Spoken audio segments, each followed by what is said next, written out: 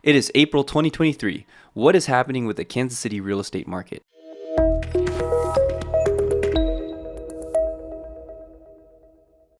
Hey, and welcome to Fountain City. So it's April 2023. In my opinion, this is the best time in Kansas City. The weather is beautiful, the trees are starting to green or have already greened, and the cold weather is gone, and there are some beautiful mid 60s, mid 70s days ahead before the summer heat really gets here. So if you're in Kansas City, I hope that you're enjoying this time. If you're considering moving to Kansas City, this is probably the best time to visit Kansas City because everything's green, everything's wonderful, people are out with their pets, people are out with their kids, and we're all having a great time. So you might be wondering, what is the Kansas City market doing in April of 2023? We have some interesting numbers to go through, but before we get there, I kind of want to talk to you a little bit about what to expect in terms of measuring a real estate market and how we even pull these numbers and what they mean. So overall, the real estate market is cyclical, meaning that there are certain parts of the year that are going to be really low, certain parts of the year that are really high, and certain parts of the year that are going to be in between. So with the cyclical market, what this means is that it kind of ramps up during spring, it kind of ramps up during summer, and then it really ramps down during the fall, and then it ramps down during the winter as well. So now that it's April, we're getting into some of the busiest times in Kansas City real estate and real estate just in general in the United States. And the reason why is because the weather's nice. A lot of people are looking now. A lot of people are planning for the next school year. A lot of people are planning on where they're going to be living next year. And that's kind of why the market is going to be heating up right now. And so if you're thinking about it, it's kind of hard to compare, like let's just say we take April of this year compared to December of last year. Well, December is historically a very slow month in real estate, probably one of the slowest, if not the slowest month in real estate. So if you compare April to December of 22, well, then April is going to look a lot higher. But if you compare April of this year, April 23 to April of 22, that's really when you can see the market shifting year over year. And that's usually what I mean when I say year over year changes is comparing April of this year to April of last year. So if I say year over year is only changed 5%, that means that April of 2023 is 5% higher than April of 2022. So just wanted to give you some of those terms so that you can understand what I mean when I compare it to when I say terms like year over year. So let's dive into the numbers. Let's go through all the different counties that make up the Kansas City metro area. Now, I'm not going to go through all of the Kansas City metro counties. I'm just going to go through the ones that are kind of more centrally located to downtown Kansas City as a central hub. And if you want more counties that I don't cover, please drop a comment below and just let me know. Hey, I would like you to cover Miami County. I'd like you to cover Cass County. I'd be more than happy to do those, but I really do focus on the counties that kind of make up the core of the Kansas City metro. So let's start with Jackson County. So in Jackson County last month, the average sales price went up about 0.5%, factoring in year over year stats. But that's really the first month that anything has dropped year over year. If you look at January or if you look at February, everything was climbing year over year, but March was the first time that it dropped. And so, but if you just compare it to February, like if you compare March of 23 to February of 23, it is continuing to climb. But compared to last year, if you compare year over year, March of 23 compared to March of 22, then it's dropped by 1.4%. So the properties are still going up.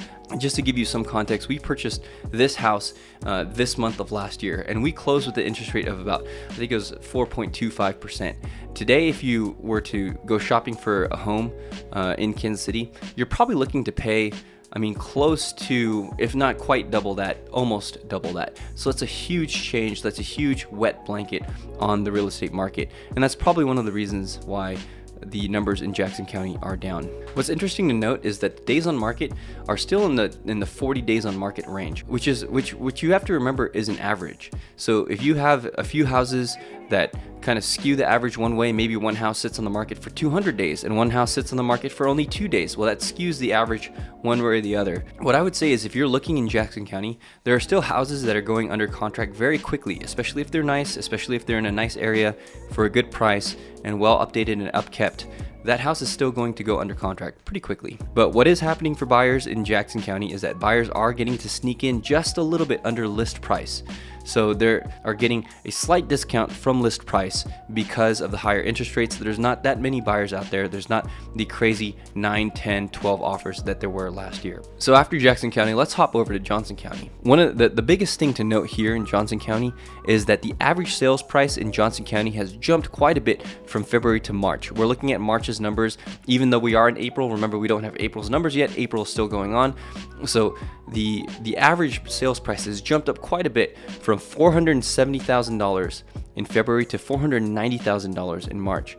Now that might seem, you might say, well, that's only $20,000, but imagine you're looking for a property in Johnson County and then all of a sudden you have to pay $20,000 more in the span of a single month. And that is a lot of money to jump up in the span of such a short time. And if you're in Johnson County buying, don't expect to be under list price. Don't expect to be offering under list price like buyers in Jackson County. Of course, this is always dependent house per house. This is always dependent on the house. It depends on if the house has been on the market for a long time. But on average, if you're looking for a nice property in Johnson County, then you should expect to have to go over list price. Sellers on average are getting about 102% of their list price when they are looking for a home. If you have a property to sell in Johnson County, then what I would do is I would make sure that your pricing strategy is correct. Don't get too greedy. Don't overprice it, because in overpricing it, you may actually be undercutting yourself. Let me illustrate what I mean for you in this. Let's just say you have a house in Johnson County and you want maybe $410,000 or $412,000 for that house. You feel like, just based on your neighborhood, that's a good solid offer. There's two ways to get that $412,000 offer. You could say, well, I'm going to price the house at $420,000 because maybe somebody will come in and maybe somebody will give me the $420,000. Well, that's one strategy, but what could happen to you is that your house could sit on the market and sit on the market. The longer it sits on the market, the less inclined buyers are going to be to offer over list price for that particular house, because they know that the house is on the market, that you as a seller are becoming more and more motivated. So pricing strategy is important. If you wanted slightly above $400,000, what I would say is that the smarter pricing strategy would be to price your house at $400,000 and create a bidding war and create a bunch of interest for your house, because buyers who are, let's just say, looking from the $350,000 range to the $400,000 range, those buyers are going to notice your home because you priced it within their price range. Buyers within the $400,000 range to the $450,000 range are going to notice your home because all of a sudden it's the best priced home in their bracket that they're looking. And so pricing strategy really, really matters in this market. Especially, there's not that many buyers. There's not as many buyers out there as compared to 2022. And those buyers are really having to deal with high interest rates and they're getting hammered. So pricing strategy is super important. That's one of the things I pride myself on as a real estate agent. If you're looking to sell a home in Johnson County or in anywhere in the Kansas City Metro, please give me a call. My phone number is 626-226-6611 and my email is jaylenn.wong@gmail.com. So again, back to the Johnson County stats. Like we said before, supply, to round this up, supply has slightly crept up in March compared to February, but it's still really, really low supply. It's moving extremely fast. Now let's go clockwise across the metro to Wyandotte County, Kansas. Now this county experienced a pretty large jump from last month, February, to from 2 months ago in February to this last month in March. The average sales price in February was $210,000. And the average sales price in March is $224,000. Now remember, the market is cyclical. The days on the market also dropped compared to last month, and there's still very, very few homes on the market. Let's turn to Leavenworth, Kansas. The average sales price went up from last month, just like everything else, but it was down from last year, which is the story of most counties, you'll notice, except for a few counties in Kansas City. And the difference that is the biggest difference that you're going to experience is going to be days on market compared to last year. March and February have still been hovering around 40-ish days to sell a home in average. And I know from firsthand experience, I've had buyers who are looking in Leavenworth County, and if a home that is well priced, that is well maintained, that is a beautiful home hits the market in Leavenworth County, it's probably going to go under contract within the first few days. if not within the first week, and there's going to be multiple offers on that home. So just be prepared if that's what you're looking for in Leavenworth County. If you're looking for a nice home, maybe you're looking for a nice home with some acreage, that's probably going to be what you're going to be competing with there. Let's go to Platte County, Missouri. When I was doing the market update for March, looking at February stats, this was where I was most surprised because I didn't see as much of a climb as I would expected year over year. And the reason that this is surprising is if you haven't been to Platte County, it's very nice. It's got a little bit of everything. It's got bigger plots of land that for people that want acreage. It's got really great school district. It's got a really great school district. It's got a lot of new construction. It's got a lot of things coming up fast. So I was surprised to see that there was a dip in February, but in March it spiked. So this is probably the biggest spike out of the counties that I'm covering. In February, it was only in February, the average sales price was $402,000. In March, it jumped $40,000 to $461,000. And there were also more sales in March compared to February. So that means that it wasn't just the case of a few higher priced properties bringing up the average. I thought that it was strange, like I said before, that February's numbers for Platte County were so low, but these numbers are more normal and what I would expect to see. So the difference from February to March that one has to note, in February, sellers were getting only 98% of their list price. In March, sellers were getting a little bit more than 100% of their list price. And that's a big swing. That's a normal thing I would expect in Platte. I would say these numbers are more equalizing than really spiking. But if we move to Clay County, what's interesting to note is that we are not seeing the same spike in Clay County, even though Platte and Clay are right next to each other. The average sales price actually went down in Clay County from $349,000 in February to $336,000 in March. But when you compare it again year over year, February was up over 12% from last year, which is a huge jump for what's supposedly a down market. Now March, I would say, is normalizing. It's kind of the opposite of Platte, where Platte was low last month and then high this month. Clay was really high last month and really kind of low this month. And in Clay County, sellers are getting more than their list price by about 1%. So again, back to that pricing strategy that we were talking about in Johnson County, make sure you're pricing your home correctly. Make sure you're not overpricing, because if you overprice, then your house is going to sit on the market and buyers are going to have more leverage on you, because days on market is more advantage to the buyer. Now, if you would like me to cover more counties, like I said before, please let me know. There's a whole bunch of counties I didn't cover, and the KC Metro is so large. And so if you want me to cover a certain county, please comment below on this video. I'd love to see what you're interested in. So let me round this up with video up with conclusions for buyers and conclusions for sellers.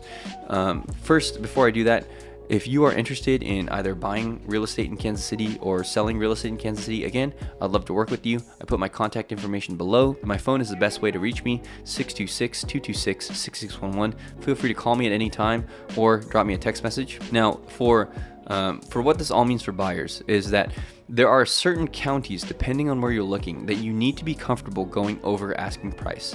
One of the things that I always coach my buyers is just because a seller asks a certain price for a house doesn't mean that that's going to be the sale price of the house. If a seller puts a house on the market for $100,000 that's worth $300,000, well, that market is going to correct, and the buyers that are going to be looking at that house are going to work with their agents and know that all the houses in this neighborhood are selling for $300,000, and so even though it's listed for $100,000, they're still going to buy it for about $300,000. So be comfortable going over list price, especially if you're looking at the counties like I outlined during the video, where sellers were getting above list price. You need to be comfortable going there if you're going to be competitive with the house. Another thing that I would say for buyers is you need to be early.